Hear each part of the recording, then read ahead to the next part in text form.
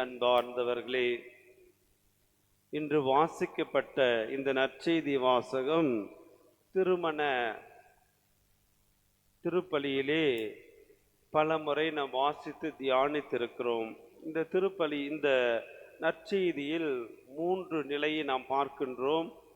முதல் நிலை மன உறவு நிலை, இரண்டாவது மன முறிவு நிலை, மூன்றாவது மன துறவு நிலை. மன உறவு நிலை, மன முறிவு நிலை, மன துறவு நிலை, இந்த 3ஐயும் உள்ளடக்கி நற்செய்தி நமக்கு கொடுக்கப்பட்டிருக்கிறது.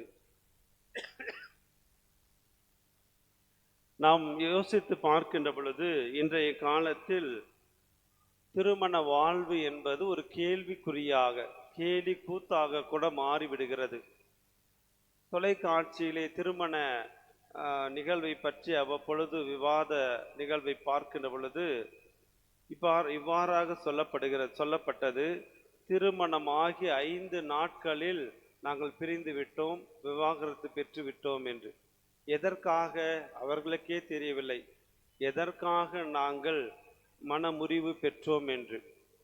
இன்றைய நற்செய்தியிலே ஆண்டவரிடத்திலே வந்து பரிசேயர்கள் ஒரு கேள்வி எழுப்புகின்றார்கள்.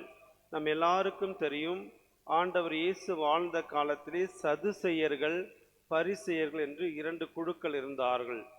உயிர்த்தெழுதலை நம்பாதவர்கள் சதுசேயர்கள், உயிர்த்தெழுதலை நம்பக்கூடியவர்கள் பரிசேயர்கள்.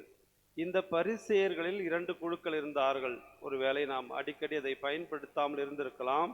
இப்பொழுது நாம் உணர்ந்து கொள்ள முயற்சி செய்வோம்.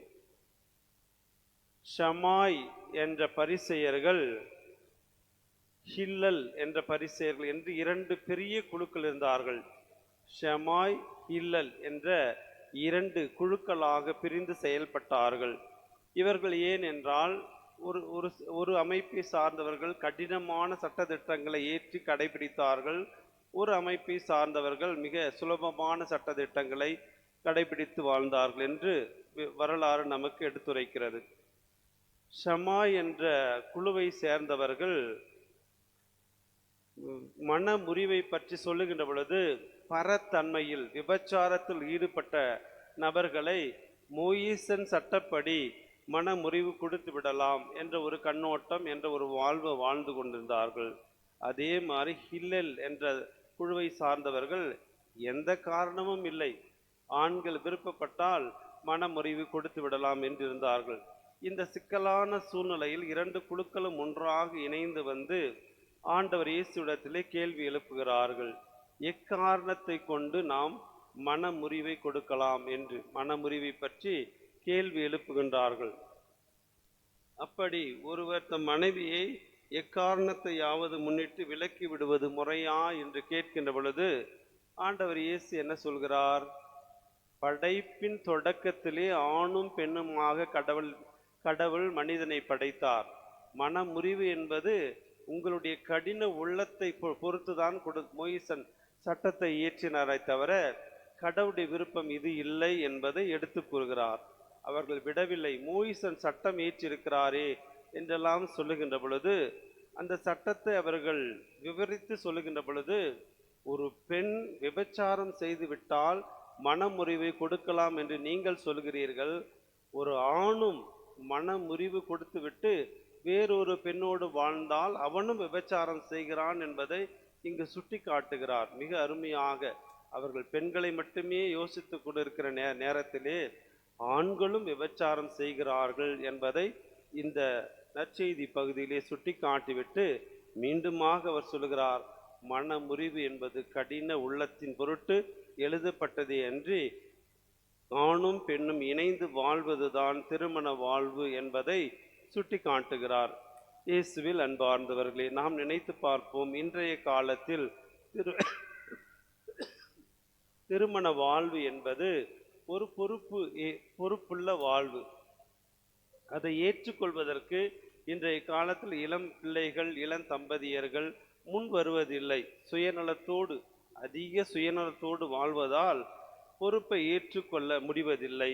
கருத்து வேற்றுமை, பொருளாதார சிக்கல், ஆண் ஆதிக்கம், பெண் ஆதிக்கம் இப்படி வருகின்ற பொழுது எளிமையாக திருமண வாழ்வு முறிப்படுகிறது.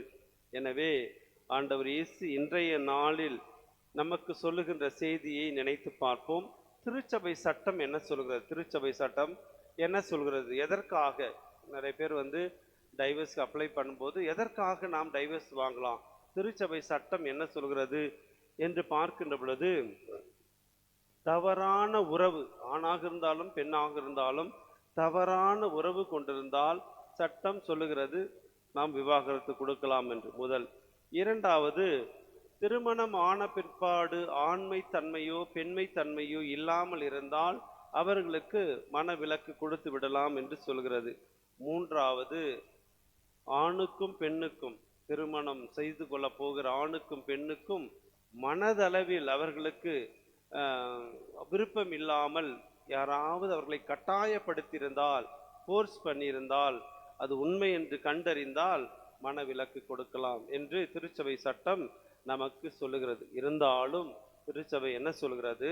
கணவன் மனைவி நண்பர்களைப் போல வாழ வேண்டும். ஒருவர் ஒருவரை சமத்துவத்தோடு, நான் பெரியவன் நீ பெரியவள் என்றில்லாமல் சமத்துவத்தோடு வாழ வேண்டும். வேதனை, இன்பத்திலும் துன்பத்திலும், உடல் நலத்திலும் நோயிலும் மீண்டும் மீண்டுமாக அது ஒரு ஜபமாக மாற்றி நினைத்து பாருங்கள். நீங்கள் கொடுத்த உடன்படிக்கை, நீங்கள் கொடுத்த அந்த வாக்குறுதியை நினைத்து பாருங்கள் என்று திருச்சபை நமக்கு மீண்டும் அறிவுறுத்துகிறது. கணவன் மனைவி சாகின்றவரை இணைந்து வாழதான் அன்றும் சரி இன்றும் சரி திருச்சபையானது அழைப்பு விடுக்கிறது. நம்முடைய குடும்ப வாழ்வு, நமக்கு தெரிந்த நபருடைய குடும்ப வாழ்வை நினைத்து பார்ப்போம். ஏதாவது பிரிந்திருந்த குடும்பங்களை நினைத்து இத்திருப்பலிலே சிறப்பாக ஜெபிப்போம். இறைவன் மீண்டுமாக அந்த குடும்பத்தை இணைக்க வேண்டும், மகிழ்ச்சியோடு வாழ வேண்டும், குடும்ப வாழ்வினுடைய உண்மை தன்மையை புரிந்து கொள்ள வேண்டும் என்று இத்திருப்பலியிலே ஜெபிப்போம். ஆமென்.